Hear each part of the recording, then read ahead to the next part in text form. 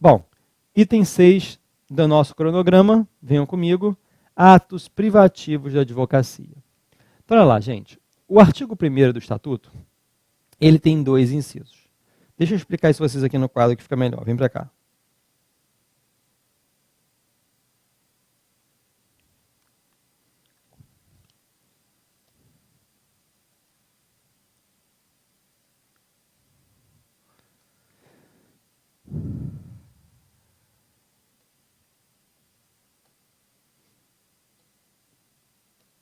Bom, o artigo 1º do Estatuto diz, são atividades privativas de advocacia.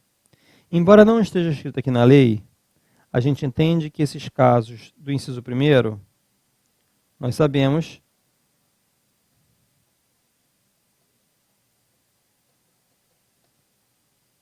que são os atos judiciais. Tá?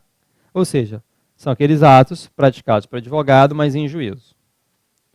No inciso 2º, são atos que também podem somente ser praticados por advogados, mas são atos fora do juízo. São atos extrajudiciais. Atos extrajudiciais. Tá bom? Muito bem, gente. Então, o inciso 1º diz, são atividades privativas de advocacia. Primeiro, a postulação a qualquer órgão do Poder Judiciário e aos juizados especiais. Então, já puderam perceber que, mais uma vez, nos aparece aquela ação direta de inconstitucionalidade, agora sim surgindo contra essa palavra qualquer. Por quê, gente? O que acontece aqui? Bom, aqui está dizendo que só advogado pode postular em juízo, quando, na verdade, nós sabemos que não é isso, não é? Nós sabemos que há casos em que a parte pode ir sozinha ao judiciário sem a necessidade de estar acompanhada por advogado. Aliás, quais são esses casos, hein, gente? Impetração de habeas corpus, juizado especial cível no valor de até 20 salários mínimos e no juizado especial criminal, hein, gente? Pois é, cuidado com isso, porque olha só, de acordo com a Lei 9.099 de 95, somente nos juizados especiais cíveis no valor de até 20 salários mínimos. Só que quando o STF julgou esta ação direta de inconstitucionalidade, acabou entendendo que nos juizados especiais criminais apenas audiência preliminar. Ou seja, naquela audiência que não tem nem processo ainda, né? Porque olha só, vamos recordar como é que acontece lá nas infrações de menor potencial ofensivo, gente.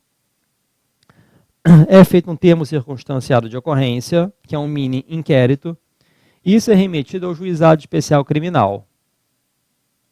Né? Na verdade, o juiz nem sabe de nada ainda, vai para o Ministério Público, que pode pedir o arquivamento ou designar, né, uma audiência preliminar. Nessa audiência preliminar, gente, pode ser feita uma conciliação entre as partes, pode ser feita uma composição civil, né? Ou pode ser oferecida pelo Ministério Público uma proposta de transação penal. Vejam que nessa audiência preliminar não precisa de advogado. Então, no juizado especial criminal é só nessa fase preliminar. Porque se não restar isso daqui, gente, o Ministério Público vai oferecer denúncia, e aí o juiz vai receber denúncia e vai começar uma ação penal. Aí tem que ter advogado.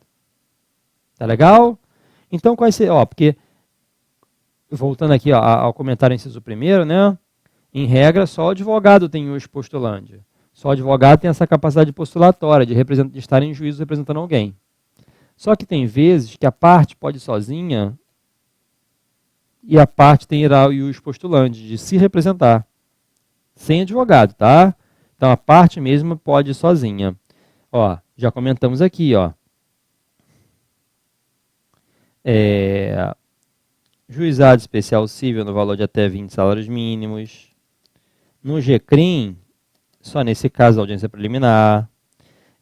Impetração de habeas corpus. Justiça do trabalho. Não é isso? Nos dissídios individuais.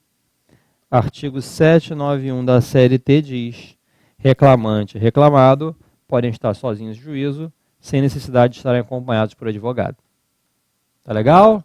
Alguns autores falam no caso da revisão criminal, mas aí é só o pedido de revisão criminal, tá?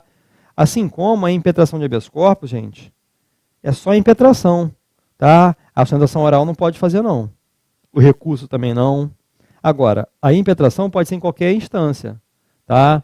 Porque olha só, quando um advogado impetra habeas corpus em primeira instância, ele pode se utilizar, caso perca, do recurso em sentido estrito, ou interpor um novo habeas corpus na instância superior. A parte que fizer isso sozinha sem advogado não pode recorrer no sentido estrito, não pode apresentar recurso em sentido estrito, mas pode impetrar um novo habeas corpus no tribunal. No TJ, no STJ, no TRF, no STF, tanto faz. Impetrar habeas corpus pode ser em qualquer instância. Beleza? Muito bem.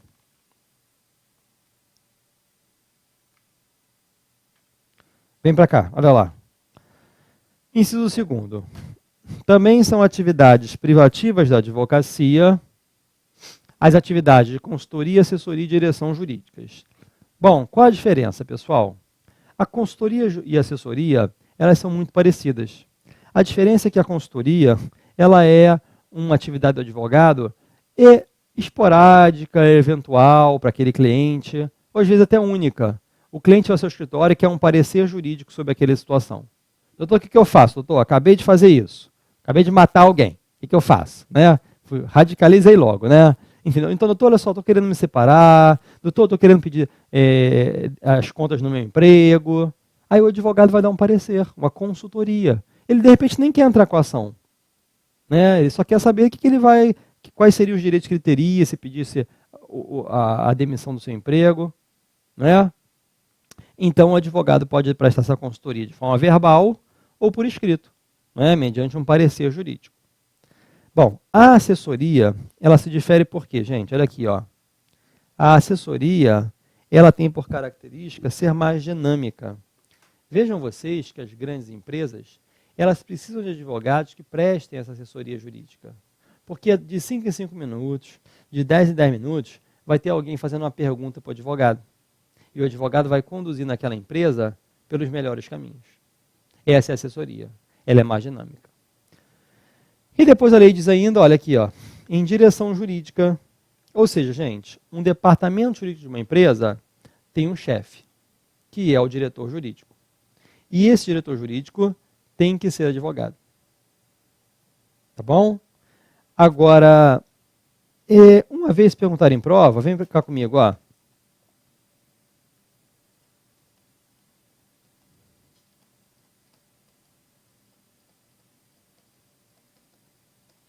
Se o cargo de gerência jurídica também era privativo de advogado.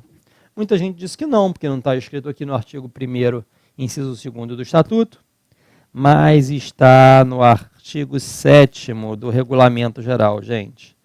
Olha só, tem empresas que chamam aquele cargo de diretor jurídico, outros de gerente jurídico. Principalmente em banco, né, instituição financeira, eles gostam mais de usar gerente jurídico. Mas também tem diretor jurídico também, tá? Enfim, isso varia, tanto faz. Sendo diretor ou gerente jurídico, tem que ser advogado. É a atividade privativa da advocacia. Beleza? Tranquilo? É isso aí. Agora, olha só, pessoal. Vou passar para vocês agora uma outra informação, que não está no artigo 1º, inciso 2º, nem no inciso 1º, nem no inciso 2º, mas também é privativo de advogado.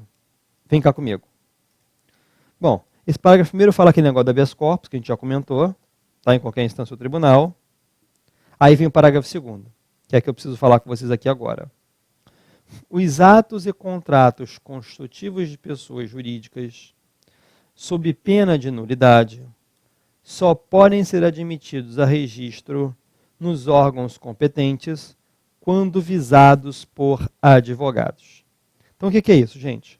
Quando uma empresa vai ser montada, é feito um contrato social, e esse contrato social vai ser levado a registro. Onde? Numa junta comercial, ou em algum cartório de RCPJ, mas esse contrato só vai ser registrado se tiver o visto de um advogado. Por que isso, gente? Porque entende-se que quando o advogado dá um visto num contrato como esse, isso diminui o risco de dar problema na justiça. Porque quando o advogado avalia, analisa aquela situação, entende-se que ele mudou coisas que poderiam dar problema. Então isso diminui. No final, quem ganha é a sociedade. Vão ter menos processos, os juízes vão ficar menos atarefados. Não é? Então, por isso, faz essa análise prévia do advogado, dando o seu visto. E esse visto, pessoal, não é para reservar mercado para advogado, não, tá? Reserva de mercado, não. Esse visto simboliza que o advogado analisou, mudou coisas que poderiam dar problema, tá? Ou seja, aquele visto simboliza realmente que ele analisou. Tá legal? Muito bem. Só que aí, ó, olha só. Vamos reler aqui para explicar outra coisa. Os atos e contratos constitutivos de pessoas jurídicas, sob pena de nulidade, cuidado com isso, hein? Sob pena de nulidade, só podem ser admitidos a registro nos órgãos competentes quando visados por advogado. Maravilha. Só que a gente tem que combinar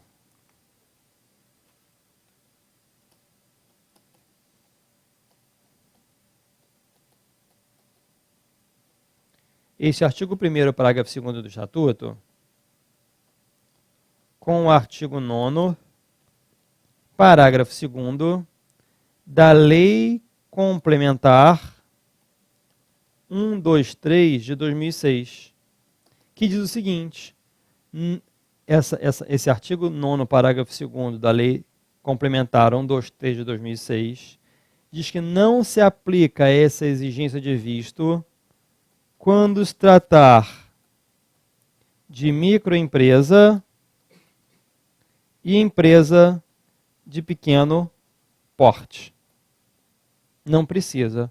Por quê, gente? Porque normalmente são formulários já padronizados, uma coisa mais tranquila, então não se exige esse visto. Tá legal? Muito bem. E ainda devemos combinar com a informação que está no artigo 2º do Regulamento Geral, e isso já andou caindo 2 vezes em prova. Na verdade, pediram isso em 2 provas seguidas. Em 2 provas seguidas. Olha aqui. Deixa eu achar uma coisa aqui para vocês. Vou pegar a letra do artigo 2º e vou comentar aqui com vocês. Olha só, gente. O artigo 2º do Regulamento Geral diz o seguinte. Eu estou com ele aberto aqui, vou ler para vocês. Olha, vem comigo. Artigo 2º do Regulamento Geral. O visto do advogado em atos constitutivos de pessoas jurídicas, indispensável ao registro e arquivamento nos órgãos competentes, deve resultar da efetiva constatação pelo profissional que os examinar de que os respectivos instrumentos preenchem as exigências legais pertinentes. Maravilha, isso já tinha comentado. Agora, artigo 2º, parágrafo único do Regulamento Geral. Estão impedidos, ou seja, estão impossibilitados de exercer o ato de advocacia referido neste artigo, ou seja, estão impedidos de dar o visto, os advogados que prestem serviços a órgãos ou entidades da administração pública direta ou indireta, da unidade federativa a que se vincule a junta comercial ou a quaisquer repartições administrativas competentes para o mencionado registro. Então, isso já caiu na prova de 2 maneiras. O advogado presta serviço para uma junta comercial. Ele pode dar o visto em algum contrato que vai ser levado a registro lá? Não pode. Ou então já caiu assim. O advogado, ele é advogado de uma autarquia estadual. Ele é advogado de uma autarquia do Estado do Rio de Janeiro. Procurador autárquico. Fez concurso para advogado de uma autarquia estadual. Do Rio de Janeiro, por exemplo. Será que o advogado vai poder assinar contratos que venham a ser levados a registro na Junta Comercial do Rio de Janeiro? Não, ele fica impedido. Tá legal? Isso já caiu em 2 provas. E foram 2 provas seguidas, pediram a mesma coisa. Tá bom? Beleza? Vamos adiante. Parágrafo 3º, caiu na penúltima prova. É vedada, ou seja, é proibida a divulgação de advocacia em conjunto com outra atividade. Então, olha só, eu até posso ser advogado e contador, posso ser advogado e médico, posso ser advogado e corretor de imóveis, mas desde que sejam locais diferentes. Tá? Na prática, a gente vê muito isso de forma errada. Inclusive placas de escritório, com certeza vocês já devem ter visto. Advocacia e contabilidade, não pode. Eu até posso ser advogado e contador, mas eu tenho que ter um escritório de advocacia e um escritório de contabilidade. Aliás, olha só, isso aqui caiu na última prova, hein? Vamos supor, eu tenho um escritório de advocacia, eu tenho uma sociedade de advogados, tá? Eu até posso contratar um contador, ou então a sociedade de advogados, a pessoa jurídica pode contratar contador, pode contratar secretária, mas desde que esse contador preste serviço para a gente. Ele não pode oferecer serviço ao público, porque no mesmo escritório que faz advocacia, não pode ter alguém ali que ofereça serviços diferentes ao público. Aí o que caiu na última prova, gente? Olha só, uma sociedade de advogados, pessoa jurídica, pode praticar atos que não sejam privativos de advogado? Sim, contratar uma empresa de obra, contratar uma empresa para botar carpete no escritório, pode comprar ar-condicionado, pode comprar um carro. A pessoa jurídica pode praticar esses atos. Claro, representada por seus advogados, né? Óbvio, né? Para os seus sócios. Pode ter um sócio gerente que vai ficar responsável por isso, né? E os atos privativos de advocacia, esses só podem ser feitos por advogado. Beleza? Tranquilo? É isso aí. Foi o que caiu na última prova. Molezinha, né?